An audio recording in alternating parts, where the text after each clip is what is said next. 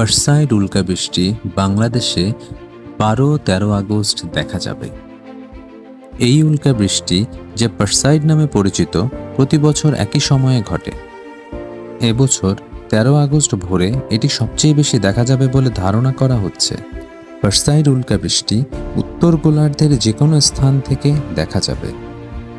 গত বছর উল্কাবৃষ্টির সময় চাঁদ ছিল না, কিন্তু এবছর চাঁদের আলো থাকবে, যা কিছুটা দৃষ্টিতে বাধা সৃষ্টি করতে পারে। বিজ্ঞানীদের মতে এই উল্কাগুলো পার্সিয়াস নক্ষত্রমণ্ডল থেকে আসবে। চাঁদের আলো থাকা সত্ত্বেও পারসাইড উল্কাগুলো আকাশে একটি চমৎকার দৃশ্য তৈরি করবে। পারসাইড নামটি পার্সিয়াস নক্ষত্রপুঞ্জ থেকে এসেছে। এই উল্কাবৃষ্টি প্রতি বছর আগস্ট মাসের মাঝামাঝি সময়ে ঘটে। ধারণা করা হচ্ছে এবছর প্রতি ঘন্টায় 100টি উল্কা দেখা যাবে। এই উল্কাগুলো ধূমকেতুর ধ্বংসাবশেষ থেকে তৈরি বড় বড় কণার মাধ্যমে এসেছে।